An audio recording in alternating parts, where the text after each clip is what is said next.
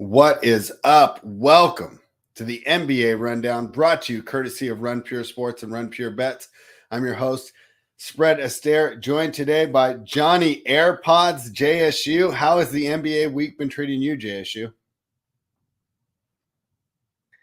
Yeah, it's been good. No complaints here. Bummed out that we have to have this break.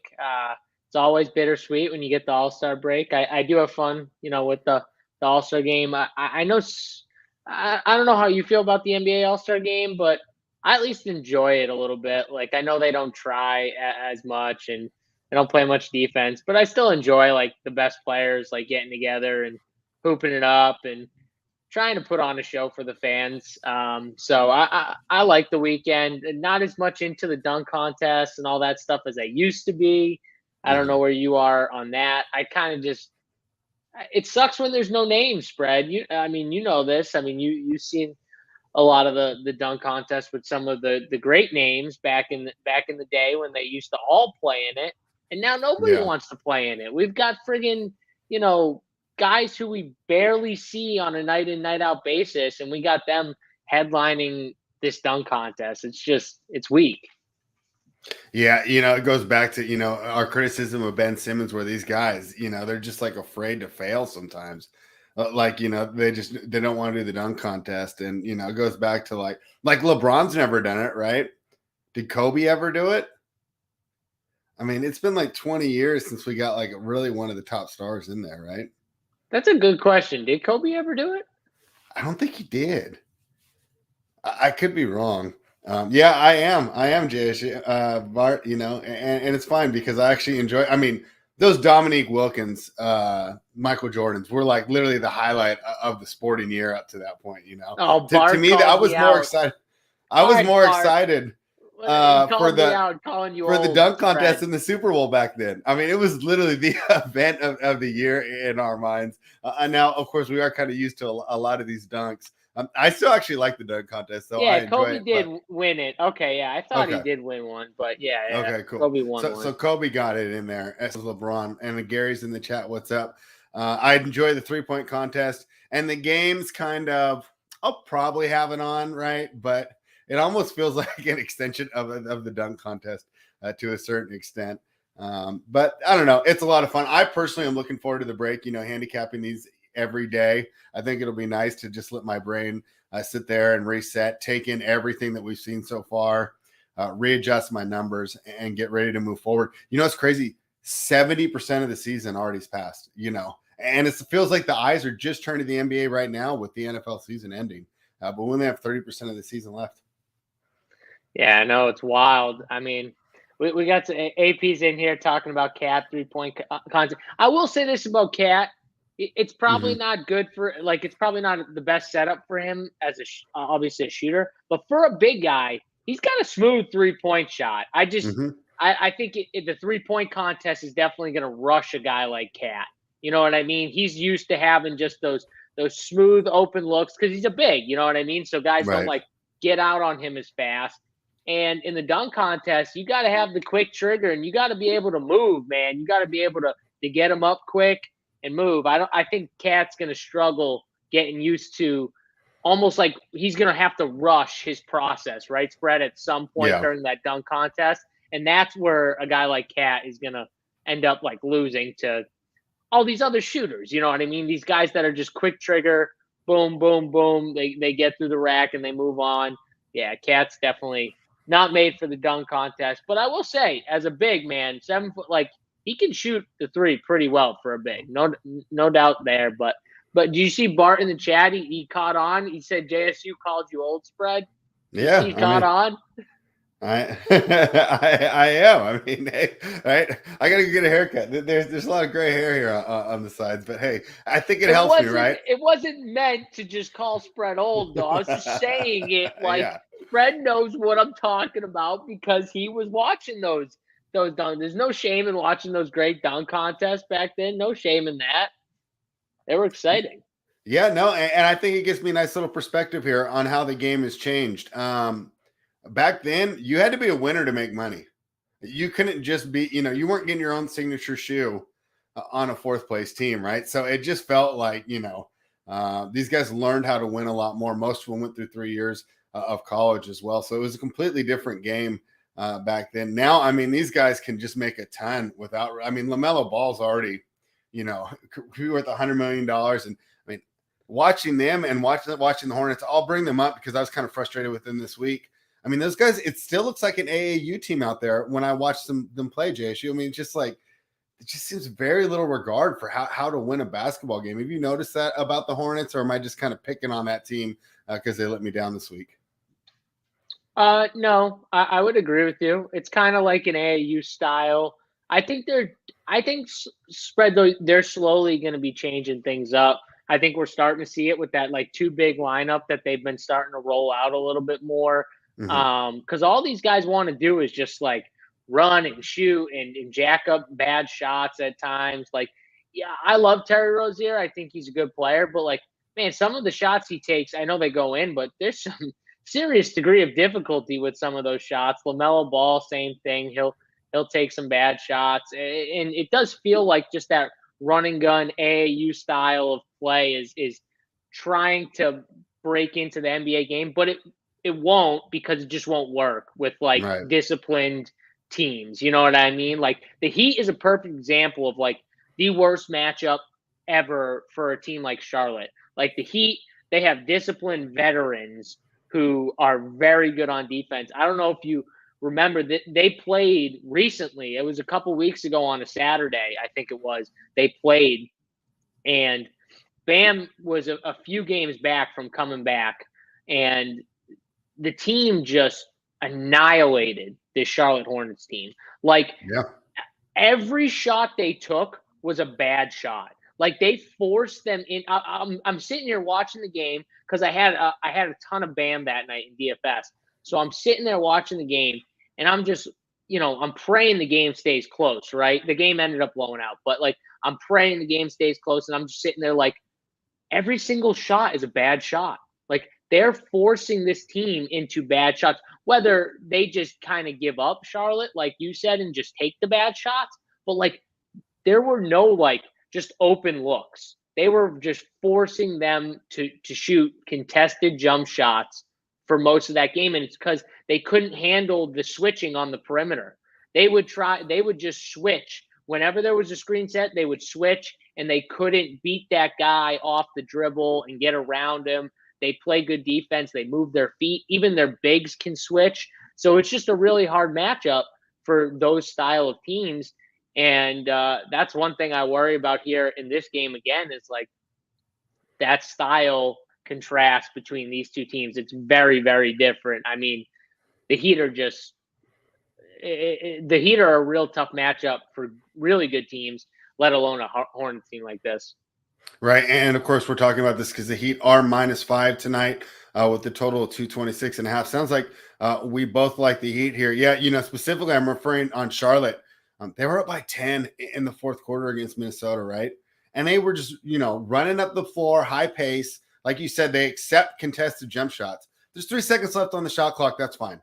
I don't want to see it with 14, and they seem to be fine to do these contested. Like, to me, it looks like, they're looking for highlights, right? That'd be a great fadeaway, right? That's going to make Sports Center. It's probably not the best shot when you're up by 12 and you still have 14 seconds left on the shot clock. And that's the Timberwolves, who are still a team that's learning how to win. In my mind, I think they can get somewhat passive too, without Anthony Edwards kind of out there leading them. Then they go against, right, the ultimate alpha, right? I mean, like Anthony Edwards, I think you got to compare his competitiveness, but right now Jimmy Butler is that guy, right? He's the guy that just seems like he's always out there. He's working every possession, especially on the defensive end. He's taking things personally, even if they're not personal, right? And each game, each win and loss, it seems like it means so much to him.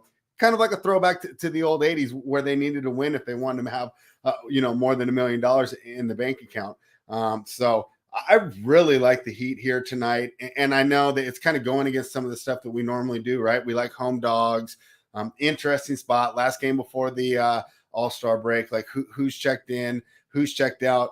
But I trust Miami to be more checked in here tonight than the Hornets. Let's say I think a lot of those guys will be lining up some very fun things to do, right, with some very high-profile Instagram models this evening. So are you with me here to take the Miami Heat tonight? Yeah, 100%. I mean, like you said, the fact that they accept contested jump shots, the fact that Jimmy Butler, honestly, he's like the reverse of all those guys. He doesn't really accept bad shots unless he Right. has to take them because the shot clock's going down. He's a guy who he'll play like if you're going to give him the one-on-one, he'll just keep backing you down until he feels like he's got a good shot at a foul, an and one, or just an open layup, turnaround jump shot, like because he's got that kind of mid-range bunny jump shot down. So like he is the opposite. Like he will get the good shot, and if he feels like he starts backing him down and he feels like he'll get the ball out and they'll get it right back to him. You know what I mean? Like he'll reposition. There's not a lot of forcing with that team. You know what I mean? They've got veterans. So this is like the complete opposite in styles, in my opinion. And I think the Heat are a really good bet tonight. And I like that -5. I mean, they're just a way better team, in my opinion. Yeah, I agree. Let's bring the man that's been crushing the props so far this NBA season, Tyler Hicks, joining us. Tyler, great timing. We're still on the very first game of the evening. We're talking about the Hornets and the Heat. JSU so far agreed that we don't mind laying the 5 points. They just think that the Heat are much better competitors, understand how to win at basketball. Even if you compare the individual talent levels of each of these teams, I think it would be close to the same. But the Heat play like a team. Charlotte's still learning how to win. Do you agree with our prognosis, or do you want to go the other way? No, there's no chance I'm betting on Charlotte here. I mean, this same spread we're getting like that Atlanta Magic game last night. I think the line's way too low. The Hawks blew that line out by about 25 points. Yeah, Miami's going to clamp down on defense, and Charlotte's not. Give me Miami here. They're going to win this game by double digits.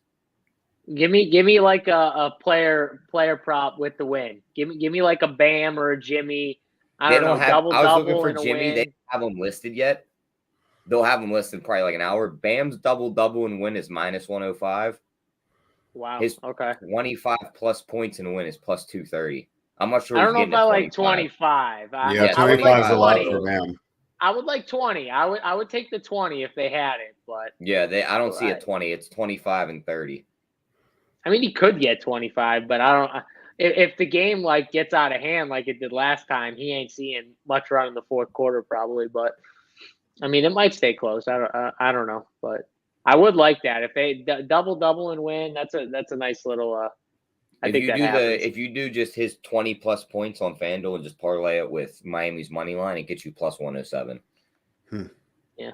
Interesting. All right. We the people likes Bam double in the win. We the people, we missed you in the chat yesterday. Glad to see you back today. And Tyler, now that you're here, I wanted a couple more general overviews before we get to the next game. We had some things right, some things wrong yesterday. One thing I'll give you credit for, though, is you had the Lakers, right? And you said, hey, this is a great spot for them. And I'll tell you what, so I didn't even really end up being too involved in that game. I had like a little parlay to finish it out, but it wasn't really a heavy bet for me at all. So I'm watching that game, but I was pretty intrigued in the game. If you're a Utah Jazz backer, I mean, I hate like kind of overreacting and stuff, but it felt to me like, let's go ahead and blow this up. It's not working. It's just simply not working. If you can't beat Los Angeles in this situation, and we know the Jazz needed the win, they had lost 5 in a row on the road. AD goes down in the middle of the game, right? Heck, half of Twitter is ready for the Lakers to just blow it up and end the whole season. LeBron absolutely takes over the game. Just a brilliant performance. I mean, I don't like the guy, but you got to give him credit. I mean, he's just carrying, he's got like Malik Monk out there. Malik Monk's playing pretty well, but the rest of those guys, they're struggling to make other quality rosters, right? And he's carrying this team to a win. But I was really disappointed in Utah. And, Charlotte, at least they're young, not playing well with the lead. What did you think of the Lakers and the Jazz, Tyler? We'll start with you, man, because at that point, I'm just saying this isn't working. Let's get Gobert out there with some athletic guys because I don't really like the way this team looks. What did you think of the Jazz and the Lakers, Tyler? Yeah, you can't have him as your only defensive player, basically. Like, Royce O'Neal's their only other guy that's going to play defense in that lineup. Like, Bogdanovich ain't stopping nobody. Conley's getting old. Can't stay in front of anybody. And Mitchell, we know, isn't playing defense. He's all offense. This, honestly, spread, I think this is a weird matchup for the Jazz, too, because, like, you think about it, like, the Lakers are a pretty big team. They can kind of just, eliminate Gobert. This is the one matchup I think Russ has an advantage in because he can just run right past Mike Conley.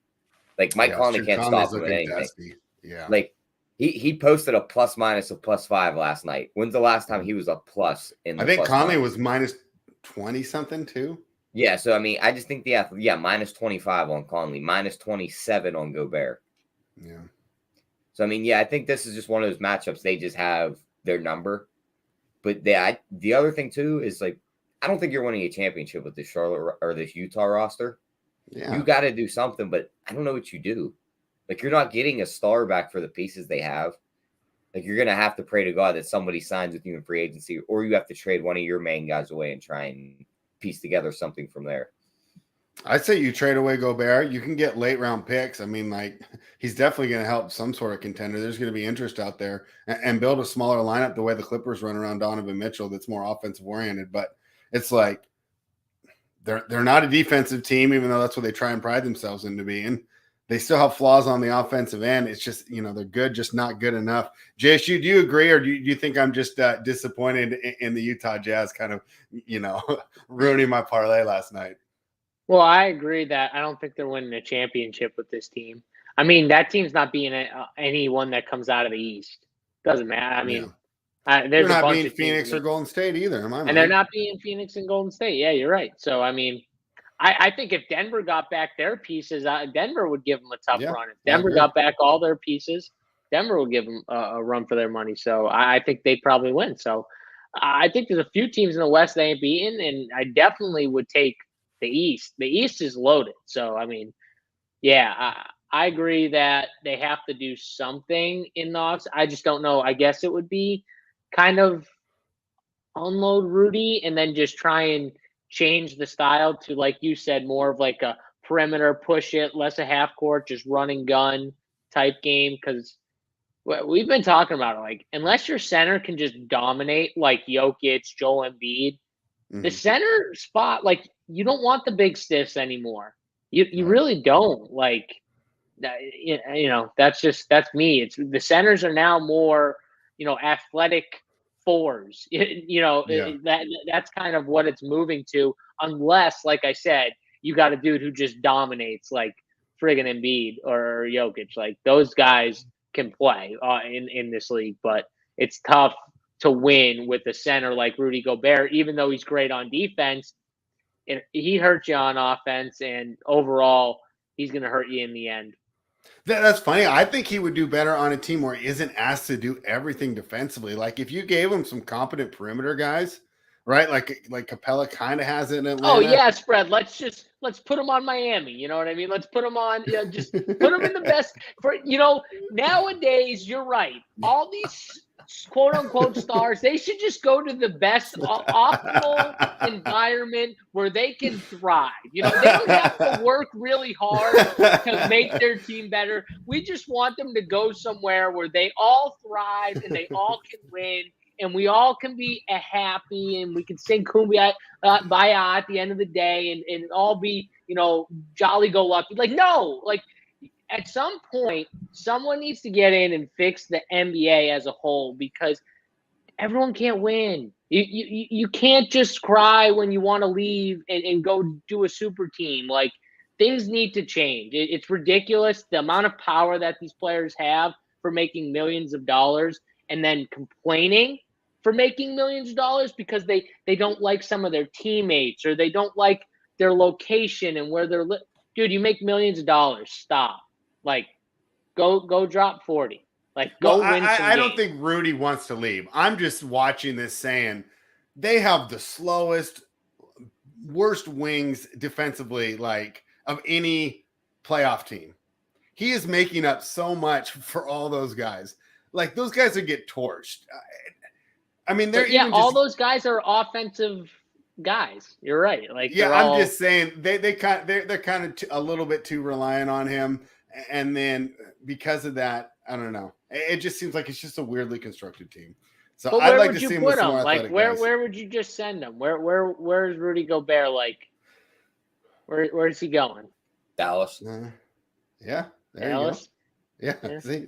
Thanks, Tyler. The only problem you almost got me. The only problem trying to fix this NBA JSU with the way they act, like they're switching teams and all this.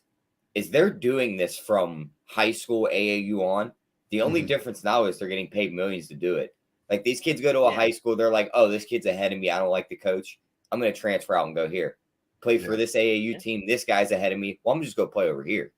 My buddy wants me over here. I'm going to go play over here. And then they get the NBA. It's the same thing. It's all the same guys. There's just a check. And now they're millionaires. So now you can't tell them nothing. You know now you can't tell them a thing. Now they're forcing their hand. They're like, I'm going over here. Yeah, it is true. I mean, the AAU probably fucked up let's be honest. AAU was probably what fucked up everything. It was great to be able to play basketball all year round, though.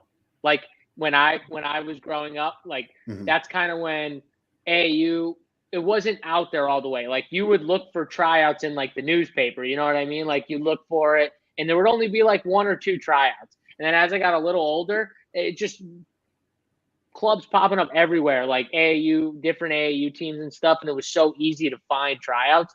But in the beginning, it was all about just being able to play basketball in the off season. You know what I mean? Like when basketball wasn't going on in the winter, after the winter, it's be able to play all year round, friggin' spring and in summer and even fall, before the season. So that was the point in my head, but it definitely screwed up the way basketball players play and the way kids kind of think, like Tyler said, moving around, teaming up with the best players and, oh, I don't like this coach, I'll just go to this club and, play for a different one. And yeah, it's silly. Let's answer this question and then we'll jump on to the rest of the card tonight. This is from Richie Smalls. We'll start with you, Tyler. Is Quinn Snyder an issue in Utah? No. I've always liked Snyder, but they're getting harder and harder on him as this team fails to compete. I don't think he's the issue. I think it's just the way the roster's built. It's ran its course. He did as much as he could with it. He took him to multiple 1 seeds. Never did anything in the playoffs with it, but the dude did what he could with this roster. You have to give him something else. He's one of the best coaches in the NBA, I'd say.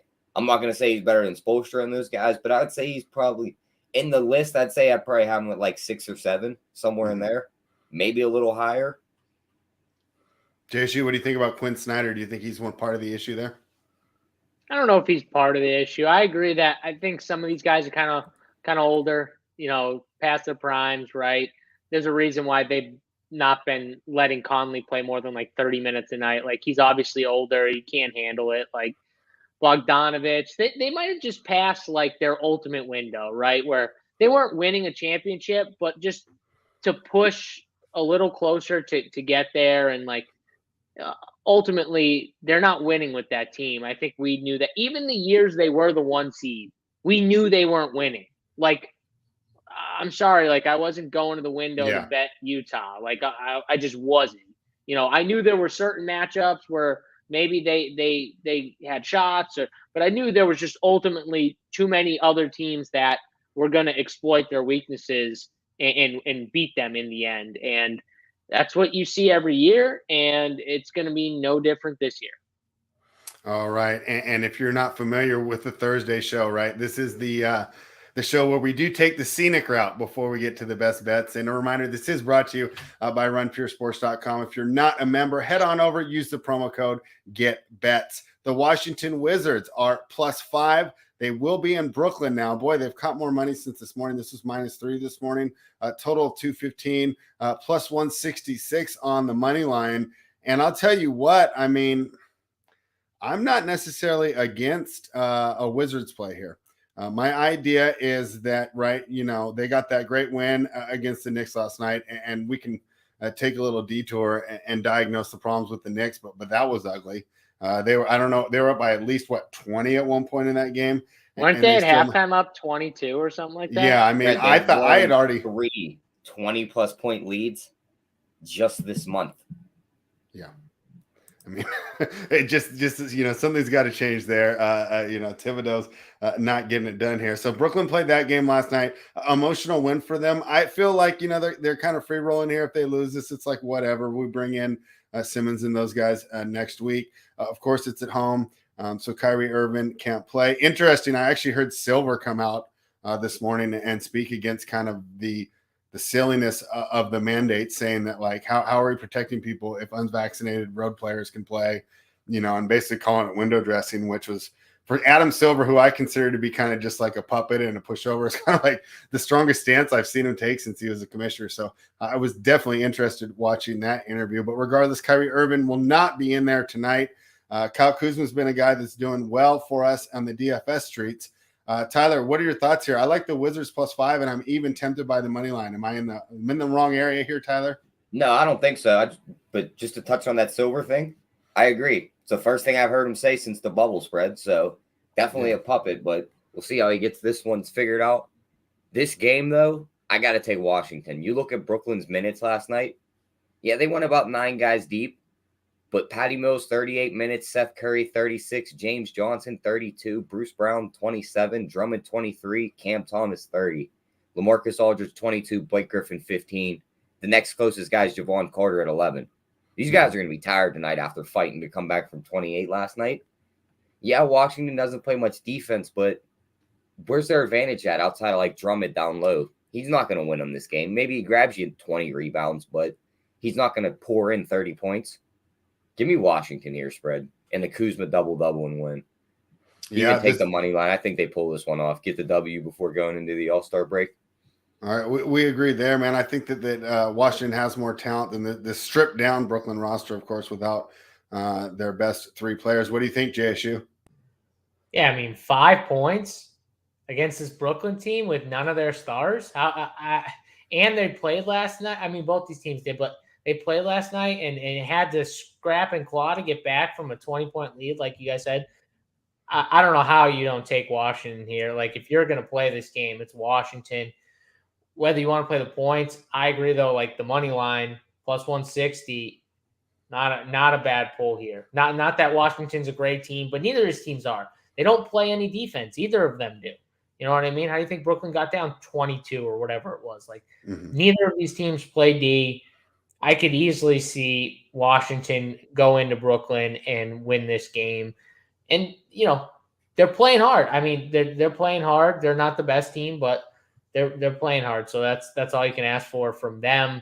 They're ultimately, both these teams don't have a ton of talent either. So it's like, Drummond, Seth Curry, Patty Mills, like this is what, Brooklyn's throwing at you. And they got Kuzma and friggin' Donnie Avizula and KCP. Like, these are not great teams right now, but I could easily see Washington getting it done against this watered-down Brooklyn team. So give me them. I like them a lot. Either points or money line, whatever you want, but I'm probably going to bet them on the money line. Who are you throwing in your lineup tonight? Kuzma, was doing really well, but he's in the 8K range now, right? So is there still value 9K there? spread. 9K tonight. He was like 8,600 on Tuesday when we did the show, I think. Yeah, he's 9K. Took 27 shots last game. At 9K, is there any interest there, or did they price you out of the Kuzma sweepstakes? It's interesting because at 9K, I don't know what his ownership's going to be, but you got a lot of really good studs on the slate, with like Luka, Embiid, Giannis. I mean, for fantasy, them 3 and Jokic, those are the 4 best players. You know what I mean? Right. So like no Jokic on the slate, but like you have 3 of the 4 probably best fantasy producers. I'm not just saying best player. I'm saying fantasy producers in the entire league. You have 3 of them on this slate, and they're all pretty pricey. So does Kuzma kind of get left out? He might at 9K. So he does interest me a little bit. I don't know for sure. I don't play a ton of lineups, as everyone knows, so I don't know for sure if I'll have them. But I do think I will look at him hard for sure.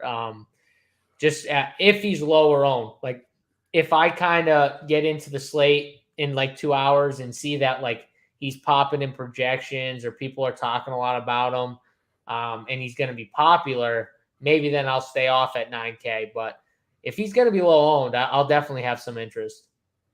Yeah, it's an interesting spot, right? And if I would have, rewind a year and just tell you, hey, 1 year from now, Kyle Kuzma's going to be 9K. I know I would be like, bro, what weed are you smoking? Yeah. What drugs are you on? Like, let me know, because I will never take those drugs ever in my life. Like, they are way too strong. You know what I'm saying? Like, oh, God. Yeah. Well, good job for Kuzma for, taking advantage of the opportunity with everybody out of the lineup. No doubt. I don't know if we've talked. Did you like Porzingis on this roster, JSU? I mean, Porzingis does he need is. anything? I will say though, like these guys who leave teams and they're with like lesser players, like he's going to a team. There's no Luka. Like Kuzma's great, but he's not Luka. You know what I mean? Like we've seen like these guys have something to prove. Look at the indie guys. You know what I mean? Look at what Buddy's doing. Not just Halliburton, but Buddy. I mean, like you can't tell me watching Buddy play and what Sacramento did to that kid on the bench, letting him sit there, not playing him big minutes consistently. Like, I don't understand how he doesn't help you win, even if he's not as great on defense. Like, I just don't understand how you can say, like, you had 5 other better players to start than Buddy Hield. Like, he wasn't the 5th best player to get in that starting lineup for any of your Sacramento Kings teams. You can't tell me how, honestly, watching him play in Indiana, he wouldn't have fit perfectly in LA. Literally would have fit in so well with the Lakers. And it's crazy to say because when you put Russ's name and Buddy Hield, you're like, bro, you're fucking out of your mind. But you're not if you're thinking of the way a team needs to be built specifically for LeBron James. Buddy Hield, what he's doing on Indiana, think of the quality of shots that he would get with the Lakers. Like they're 10 times better with LeBron James and AD, and they could have had him over Russ.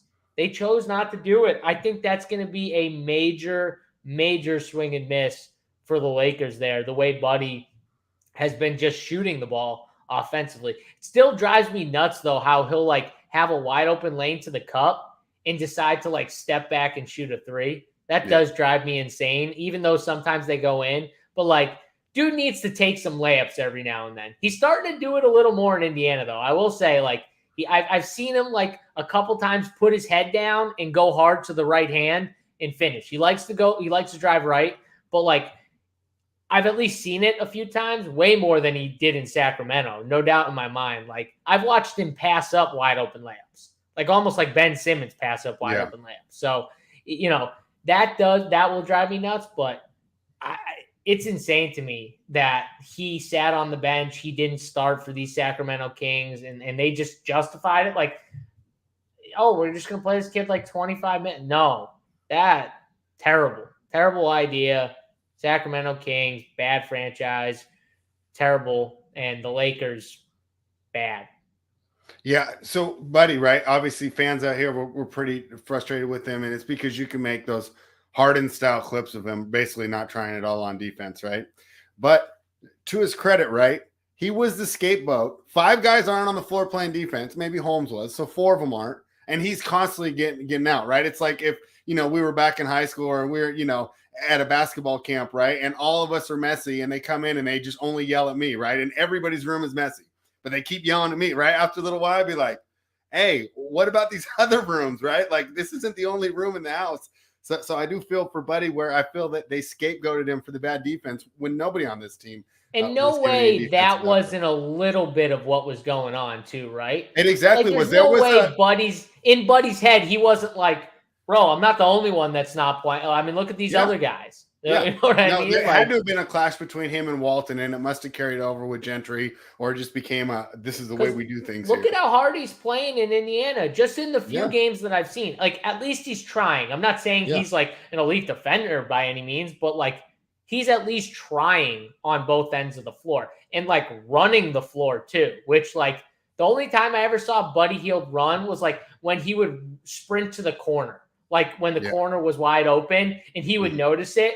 And he knew the ball was like coming to his side and he'd just sprint right to the corner. Like, give me the ball. Yeah. Like now he's just running the floor. Like the ball gets inbounded and he's like moving like on the wing. He's running the lane, which is like what you're supposed to do to fill the gaps when you're trying to push the ball in transition, even off of made baskets. You never used to see that from Buddy Hield. He always used to trot up the floor. He's not doing that now. You can tell he's trying. He's trying to prove something too, which is good for him. I'm happy for him. Yeah, let's take a couple from the chat here. This is from Matt, going back to the Brooklyn Nets, and I think he means Steve Nash. I'm not sure how Nash gets this roster and he wins. On the road, no Kyrie, no more Harden, no Durant, no Simmons. The roster is not very good. And then let me ask this one for you, Tyler. What do you think about Drummond over rebounds tonight, 12.5? Yeah, I don't hate it. He got 19 last game, and Washington's big men aren't really all that good. Mm-hmm. He only played 23 minutes, which is a little bit of my worry. But if he's going to grab us 19 in that 23 minutes, I think he can get us 13 again. So yeah, I like the over there. Yeah, I think that is a good look. Let's talk about the Dallas Mavericks, who are in New Orleans. The Mavericks are laying 2.5 on the road. The total is 217. Kind of interesting, right? CJ McCollum, new on the Pelicans, kind of a bad debut. And then, I kind of wrote him off. And, Gary put in the chat yesterday or the day before, whichever we were talking about, he said, he's been doing pretty good lately, right? And I looked it up. And after the first game, he's averaging almost 30 per game there with the Pelicans. Unfortunately, it's not translating into wins. Like, who would have thought, right? A guard that only scores and is small and doesn't play defense doesn't help you win. They've lost 3 of their last 4 games. They're going against the Dallas Mavericks team that seems to have found some defense, right? And we have to take some L's here on the show because we predict almost absolutely everything. And I can't remember about you guys, but I know that I was down on Jason Kidd as a coach. I thought they downgraded, but the defense is playing excellently, and Lucas seems to have bought in. Of course, they've added Dinwiddie. Interesting reports coming out of Washington. No one seemed to like him personality-wise, which is why they pretty much moved on from him. Davis Bertans, I don't think he'll get a run, as the season goes on. I don't see really. If he doesn't make shots, he's not doing anything for you, and he's not making shots right now. Regardless, it's really hard for me to take this Pelicans team here tonight. I mean, the team just can't defend, and I think Dallas is going to be able to get the points when it counts. I didn't bet this game yet, Tyler, but I lean towards the Mavericks. What are your thoughts? Yeah, give me the Mavericks here. I could see Luka just torching this backcourt. I mean, Graham, CJ McCollum, they're not going to be able to stop him. His double-double and wins plus 140. He's been shooting the hell out of the 3-ball spread. His 4+ threes and win this game is plus 360. That's probably my favorite look on this game. It's higher odds than his triple-double, which I think is outrageous because of how good he's shooting the ball. He's going to have trouble getting the rebounds, I think, tonight with all the bigs on the floor for New Orleans. Should rack up to 10 assists, so I'd rather play the double-double. But that 4+ threes and win is sticking out to me like a sore thumb, so that's going to be my play. I think he shoots a ton of threes. He probably shoots like 13 to 14 here. Drops in maybe 5 to 6 of them, and they win this game by about 10. Yeah, and JSU, right? We talked earlier about Dinwiddie and Beal and Washington and Porzingis. Supposedly Porzingis and Luka never really got along that well either. Luka seemed to be rejuvenated with him gone, right? Hey, the front office is listening to me. That's got to feel good. He's been playing excellently lately. How do you approach this one? Yeah, first off, I love the look with the threes. And I think one key thing with Luka in his threes that no one will talk about, but it's 100% when you have teams that have slow-footed centers that he's going to get them switched onto him. It's going to happen. So Joe Val at certain points in this game is going to end up on Luka, and it's going to be step back 3.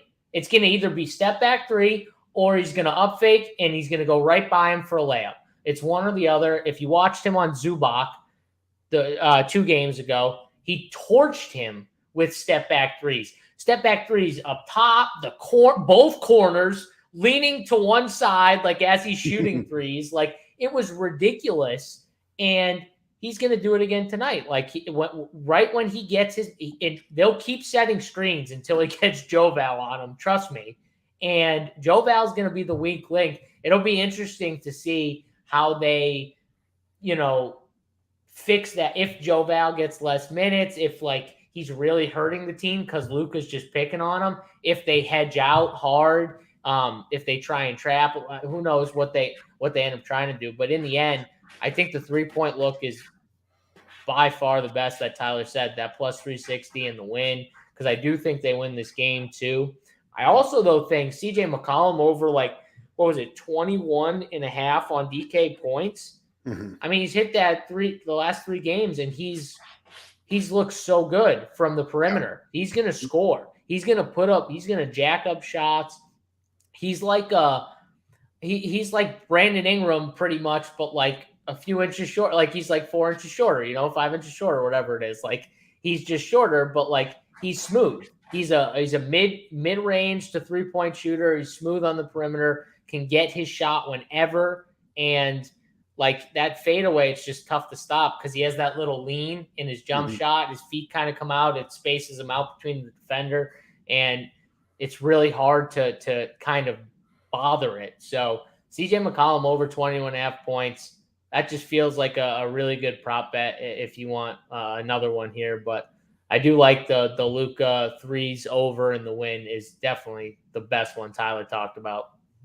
And you talked about 3 of the 4 top fantasy point producers in the sport on the slate tonight.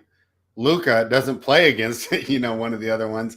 How are you approaching him, and how do you rate him among the 3 highest spend-ups tonight? That's a good question. Definitely key for the slate is going to be getting these spend-ups right because, in theory, you got to expect at least one of these guys is going nuts. Now, maybe all of them go nuts, and then you just hope, you at least have one of them, right? Or maybe you play 2 in your lineups if you can make it work. They're very expensive. I would say, though, like, Luka's been so damn good. Like, take out the Miami game because I even said it on the Up to Lock show that day, like, this is the one matchup where, like, I don't really love for fantasy, like, harping on matchups too much. But this is the one matchup where, like, they can all switch. So, like, Luka's not getting, like, a plus matchup on pretty much anyone he gets switched onto him. So it's just a much harder matchup. So take that game out. I mean, these recent games are ridiculous. Like, absolutely ridiculous. He dropped 75 fantasy points and didn't have a double-double. Like, didn't have a double-double. Was that when he dropped 51? Yeah, like, yeah, unbelievable. And then 45 the next game. It's just ridiculous. And then, how many 70 burgers in the last 10 games? He's had like 5 of them. And then a few 60s. I mean, what he's been doing is absolutely ridiculous. I don't know if he can keep it up because those numbers are insane, but he's got to be a really good play. My issue is that I kind of like when these studs, like these top tier studs like Giannis and Embiid, when they go up against each other, because they both take it like very serious. I think these are matchups where like Embiid looks at it like we're playing the champions. Giannis is, I'm going to take it to Giannis. And then I'm sure Giannis looks at it kind of similar. Like, Embiid's looked like the MVP or one of the MVPs this year. I got to show him like I'm the MVP. You know what I mean? Like, so I kind of like that aspect of that game where I feel like both guys are just going to, really be pushing, but it's tough to be like, oh, I love Luka or I love Giannis way more than Luka. You know what I mean? On certain nights, I will say it. Like 2 nights ago, I said Giannis was by far the best spend on the slate. Like, I just thought he was by far the best spend. I didn't care. I was just playing Giannis. There are some nights where I feel very strongly about studs.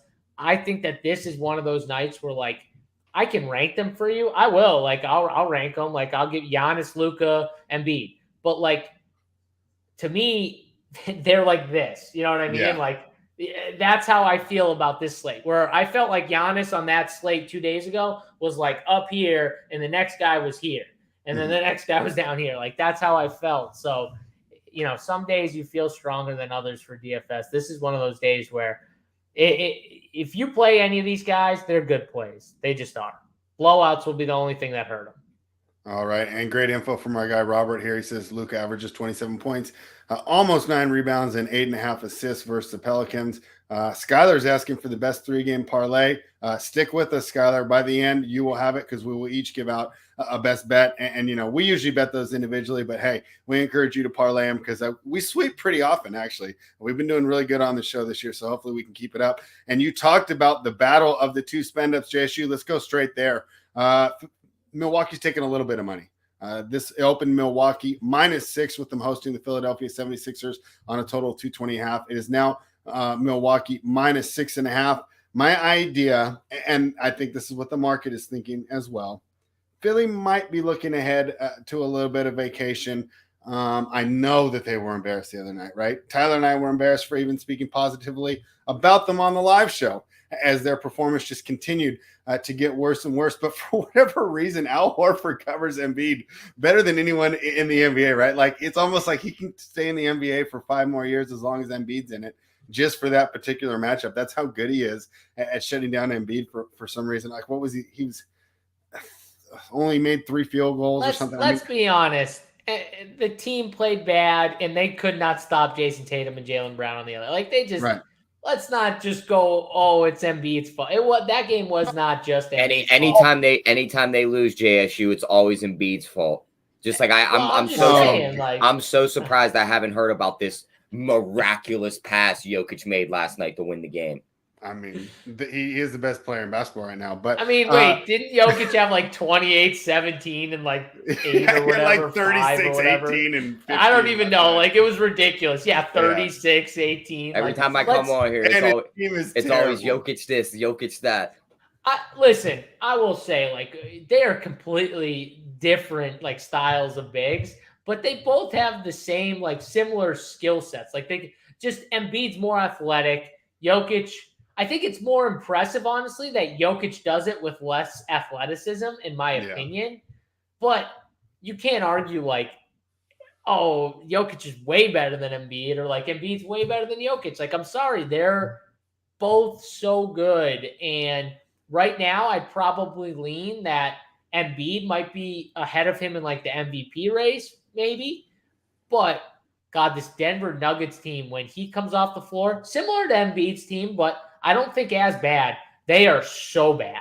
So if you take like what the MVP should be, which is the most valuable to the team, to me right now, like it's hard to say, like if you take Jokic off this team, that Denver isn't the worst team by far in the NBA. I think if you take Embiid off the Sixers, they're better than Denver. They're still bad, but they're better than Denver. That's how bad Denver is without Jokic on the floor. And Tyler and I are having fun with this, right? And I like to joust him, right, whenever Jokic has a big night or something. But let's be honest, right? MVP, I don't get into it as much because in my mind, it's like this. You either have a guy that can be the best player on the championship team or you don't. And both those guys are. So, regardless of who's slightly better, does that really matter? What in my mind, it's like you have Jokic, you have Embiid, you have Giannis, you have LeBron, Jimmy Butler, right? I mean, like, these are guys that can, Luka Doncic could be the best player on a championship team. You either have one or you don't, and both those teams have them. And Tyler, I wasn't trying to really poke at you, but I just wanted to point out that was a terrible game for Embiid. He should be looking to bounce back. It was his lowest point output since like December 15th. I mean, he's been on an absolute tear, right? So I guess what I was trying to say in all that little setup is I don't know how they approach tonight. Do they just say, you know what, even if we lose tonight, it doesn't matter because we get Harden, starting next week, and it just doesn't matter? Or is it like JSU said, are they like, no, this is our chance to audition for MVP. We get all full cylinders go, pedal to the metal, the full game. How are you approaching this one, Tyler? Because right now I lean Milwaukee because I think that they might set it in, but at the same time, it's tough for me to make a bet because I feel like I'm just guessing. Like, I don't know people in that locker room. I'm not texting with Joel Embiid. I don't know how they're approaching it. What do you think, Tyler? Yeah, give me Milwaukee here. I'm not backing this team until they got all their new additions in there because you look at that lineup they sent out their last game. Mm-hmm. Yeah, Embiid did get kind of locked up by Horford, but the game was just out of hand so fast that they just kind of sent it in. I mean, if they're going to send out Maxey, Harris, Embiid, Thibault, and Danny Green again as your starting 5, and your main guys off the bench are going to be Milton, Niang, and Korkmaz, Milwaukee's going to do the same thing to you. So give me Milwaukee here. I think they win this game by double digits. Giannis goes out, has a good game. Drew Holiday locks up Maxey, and Middleton just has his way on the wing. So give me Milwaukee to win this game by about 10. Yeah, and I don't think Middleton is as good as Jason Tatum, JSU, but they do play a similar style, and it seems easy for me to imagine that he can have success kind of in that similar isolation mid-range vein that Tatum was able to work so easily against that team. How do you see this one, JSU? Is Chris Middleton like one of the most like weird players to figure out? There's some games where you watch him. He looks like an all-star.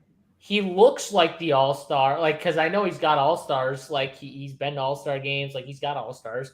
But he looks like one. And he looks like unguardable at times where, like, everything's just going in. he can't be stopped. He's driving the hoop. He's just everything. And then there are some games where like he just fades away. Like you don't even see him. Like he's gone. It's crazy to me how hit or miss Chris Middleton is. I guess though, when you play with Giannis, you can take nights off, right? Like that is the one. Like Giannis is gonna do his thing night in and night out most nights, right, Brad? Like, and the nights he doesn't, they probably don't win anyways. Like, let's be honest. Like the nights where Giannis is just really bad, they're not winning most games like that. Like, so it is weird, like watching him play because I do feel like he's one of the most hot cold players in the NBA. Just odd to me, but I do think Milwaukee wins. I would, if I had to bet this game, I would bet Milwaukee. But I'm going to tell you right now, when you get beat up by the Celtics by like 40, and wasn't that 48. game nationally? Wasn't that game on national television too? We were all watching it on the live show, and it was pretty ugly. I'm sorry. I have a tough time not thinking that they don't come out pretty focused after getting smacked by Boston by 48. Like, you don't want to get smacked again on national TV. On TNT, that's the lone TNT game tonight. You do not want that. Like, no. You kidding me? I think that the Embiid's going to have a better game tonight. I think that the game at least stays a little closer. Milwaukee might, in the end, kind of get the win and get the cover, but I think they at least play hard here and rebound a little bit from that 48 point loss performance. So I'm not going to bet this game. That's definitely one thing I'm not doing tonight. There are other games I like to bet. We've already talked about like 3 games that I'm fine betting. So I'm okay taking one of these games and being out betting wise on one of them. How much exposure to this game do you think you're going to have in DFS? It seems like we got a pretty good idea of the lineup, right? There's no like sneaky value here. Everyone priced appropriately. How do you think that you're going to approach that? So it's interesting. There is one guy. I don't know if he's sneaky, but Grayson Allen's doubtful. He played 16 minutes in that game against Indiana and then left with like a hip thing and didn't come back in the game. The guy who actually benefited was, I think, Lindell Wigington, I think is his name. 28 minutes. 28 minutes. Never heard of him a day in my life, and he fucking played 28 minutes that night. Yeah. Yeah. And it was because also they were down Wesley Matthews, too. Remember? So they were out Wesley Matthews. They're already down Pat Connaughton. So those are multiple wings they're down. And Grayson Allen gets injured during the game. So my theory here with this is they don't really want to run out Wes Matthews that many minutes anyways. Like, he's older.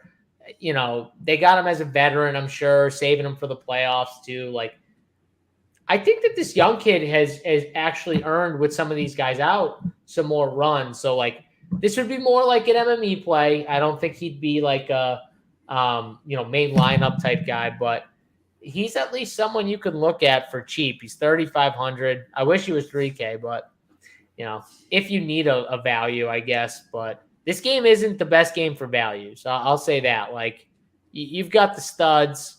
Just play the studs and find value in other places, I think, is the best scenario. Yeah, and thanks to a well-timed tweet by Tyler, I do know that Lindell Wigington is an Iowa State great. So nice to see him in the league, and maybe he sneaks into the top tonight. I'll say you look pretty good last game.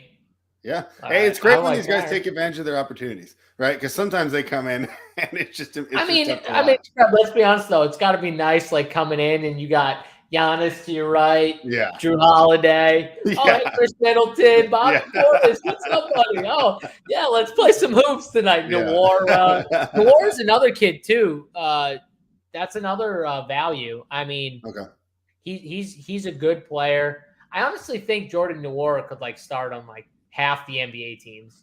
Like, I think he's got that type of talent. He's like a little bigger, like forward guy, but he plays the perimeter.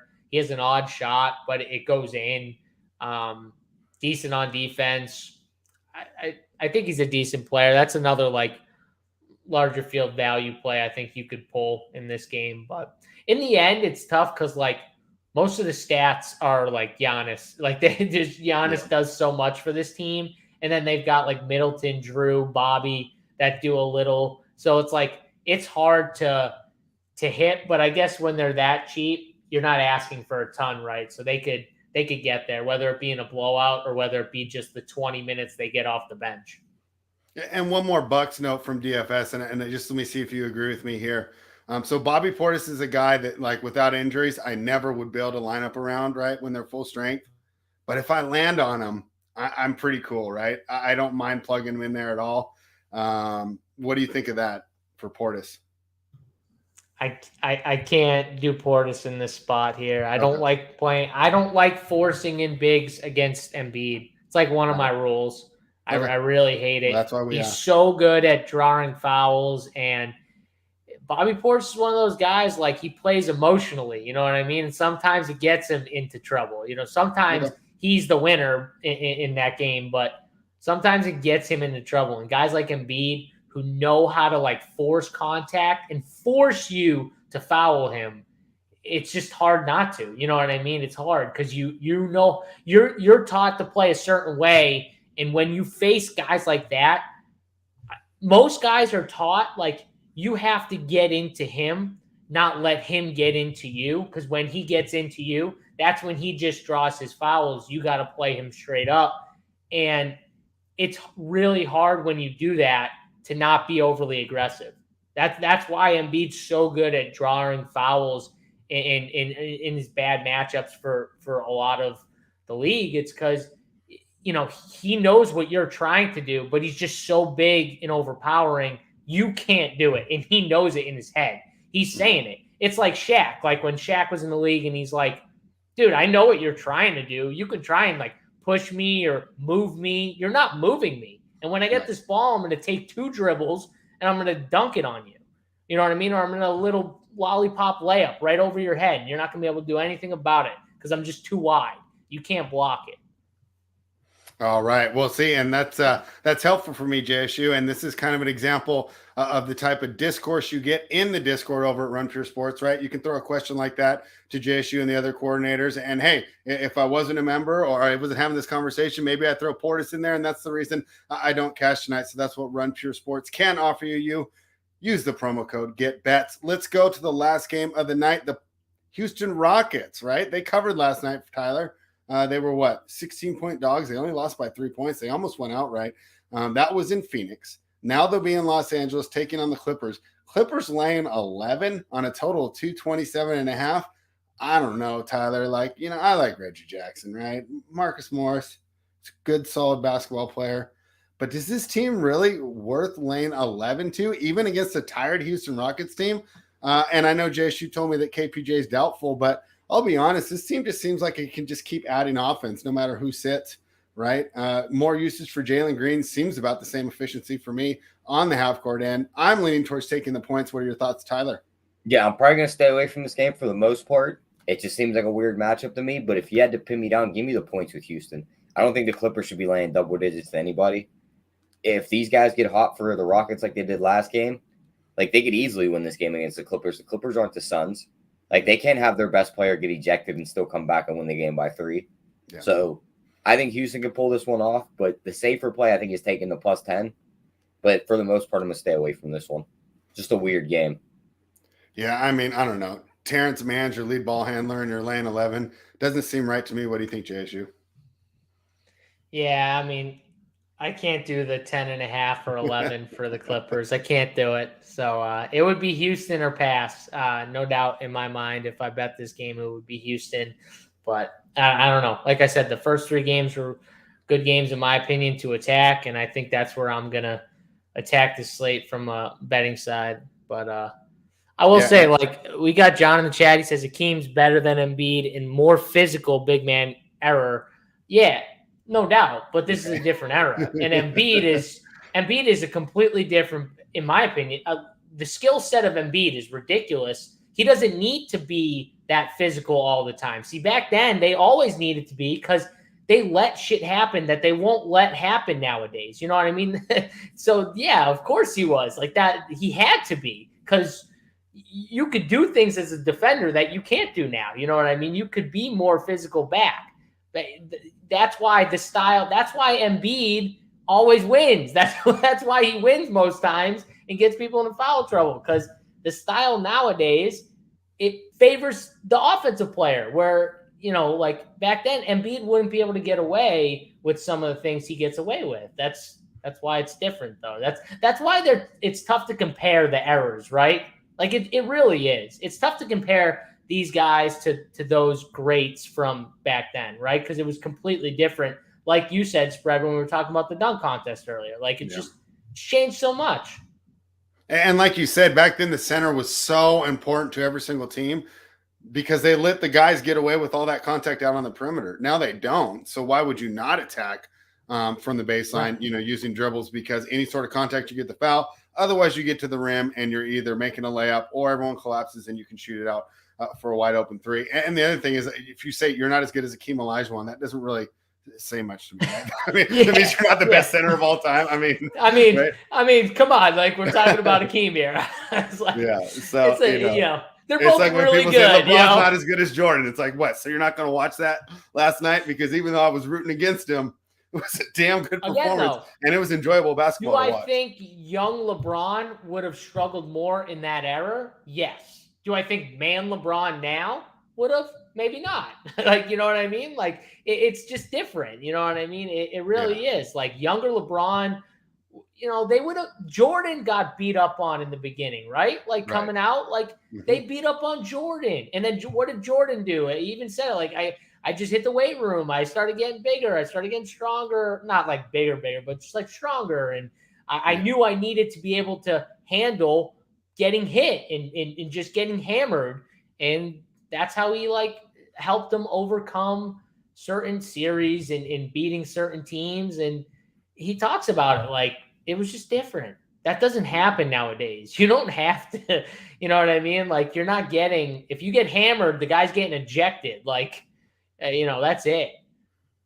And I think that, that era does have its own thing. But I'm not one of these old guys that doesn't think, doesn't enjoy the product now just because it's not what it was. I mean, we had like games 81 to 76, right? In the Eastern Conference semifinals and stuff, right? I mean, the consensus of NBA fans, though, Spread, wouldn't you just say, I think a lot of people just say, I wish it was a little more towards it. Like, it doesn't have to be exactly that, but I just wish, I wish they let them play a little more. I wish they stopped. And they did at the beginning of the year, and it was fun. It was. I liked it. It really was. And it gave you more fast breaks, too, because it wasn't an automatic whistle every time you got past your guy. It felt like the game was back and forth even more, which is great because I love when it's just back and forth, and teams are running, and it's not stoppage, foul. Like, I think that's more the issue, right? If they could fix for a whole year something like that and just let them play for the whole year, and even in the playoffs, let them play, like everyone, that would be the best. I think more old school NBA fans would start to dig, even though they're shooting bad shots at time. But it's Steph Curry, so he's going to shoot a three whenever he wants to. It doesn't matter if it's a good or bad shot. And watching last night, JSU, and I hope they do this, right? Because we all complained about how bad those 3-point fouls that like Curry and Harden were getting, right? Where they get the 3 shots, right? And now they've taken it away. I can't jump sideways into you. Get rid of that take foul, man. There could have been, the Lakers, Jazz, even though I didn't have a lot of money on it, it kept my attention last night. Glamorous team, LA, all the stars are out there. Utah measuring stick style game. The take fouls, there could have been so many cool fast breaks. You want to bring some highlights back to the game. Get rid of that take foul. I mean, it's just so bad. And I think they will. I think that next year at this time, I hope so. They're not going to have it. It's just too obvious a fix, and nobody's going to complain. There's no way that anyone can argue that taking that away hurts the game in any way. So, all right, we've made it. We are pretty close to Hardwood Live, but we still do have 8 minutes to give out the best bets. Guys, reminder, these best bets are brought to you by runpuresports.com. Use the promo code GETBETS. Please also give this video a thumbs up. We'll continue to bring you great daily NBA content. Tyler, start with you. What is your best bet for the day? Side, total, prop? I'm going to roll with that player performance double. Luka 4+3s, and Dallas wins at about +350. All right. I mean, yeah, we can't argue with that, especially like you said, higher than the triple-double. I think it's much more likely he hits 5 threes than he gets a triple-double. JSU, what's your best bet for the day? Side, total, or prop? Miami -5.5. Definitely my best bet. I like the Wizards too, +5.5 or money line, and Dallas at -2.5. All right. Well, so we'll say that yours was Miami, so that way you left Washington That's fair. for me because that's the one that I really want to play. I even liked it at +3, +5. This market move doesn't make any sense to me. And like I said, I do believe that this Wizards team going against this current iteration of the Nets probably has a little more talent. I don't think they have a reason to look ahead to their vacation. Hopefully, they'll be encouraged to put on a nice show tonight in Brooklyn, and I do think they cover that spread of NBA odds. Tyler. The home run parlay went to the warning track last night. Do we have one that can get out of the park tonight? Yeah, I'm building it right now. 16-1. Okay. Luka 4+3s. Dallas wins. We think Milwaukee wins. I'm looking at Giannis' stats from these games against Philly. He's got a double-double in the last 4 or 5 games against them. We'll add in his double-double and Milwaukee wins at -105. And then Bam's double-double and Miami wins at -102. Get you to 16-1. All right, I love that. And of course, you will be dropping that in the Discord for the Run Pure Bets members that are not able to watch the show live. So that's another advantage of becoming a member. And guys, the Hardwood Live show is starting in 6 minutes. So as you head on out of here, please give me a thumbs up when you head on over because I know that they love the thumbs up over on the Hardwood Live. So, hey, throw it on for both. JSU, any words of wisdom for the people before we sign off? Nah, man, good luck tonight, and hopefully we cash some of these bets and some of these player props, and are in the winner's circle tonight. Make sure check out the Run Pure Sports channel for the DFS content. If you're looking for DFS content, they got it. 5 minutes. Hardwood Live starts on our YouTube channel, Run Pure Sports, and then we got the premium Up to Lock show for members only. If you want to check that out, subscribe, become a member at Run Pure Sports. And get in the Discord, watch the live show, Up to Lock. A lot of good information in there. If you're at work, couldn't follow kind of news all day, what's going on, that show will just kind of break it all down for you, tell you exactly who's in, who's out, who we're waiting for with news, and then what we're kind of looking at for games we like, players we like, game stacks, and answer any questions all the way up to lock of the first game or so. So make sure you check that out. Yeah, and members can attest, JSU. And I've been watching it for a while, and I'm still amazed at how well you're able to process those late scratches quickly, right? Because how many times is there a guy that we didn't even expect when we're doing this show at 3:30 Eastern, 12:30 Pacific, right? And then he gets cut out at 7 p.m. Eastern, right? And then they ask you, JSU, he was in the corner. What do we do? And you have 2 minutes to decide, and you're still able to give that winning information. And of course, that was on display last Saturday night when you had a 6-figure screenshot. So hey, no pressure, but we hope to see another one from you soon. There, you can get another 6-figure screenshot for us tonight. I hope so. That's always the goal, man. Can I get a 6-figure screenshot? Hopefully, I can just give some winners, and some people can win. And if I win, that's just gravy. Yeah. All right. Sounds good. Well, thank you guys. You know how much I enjoy this show. JSU, we'll be back next week. You'll be the first one because we'll be off till next Thursday. I like being first. Being first. So yeah. We'll have everything to talk about. We can talk about the All-Star break, see if anything, news or crazy stuff went down. And I think that's always a tough game to see who really enjoyed their vacation. So definitely we'll be relying on your expertise. Maybe have to download Instagram and figure out who's where to see who's going to be coming in ready to play. Yeah, who's away for the week. Yeah, who went away for the week and is coming back.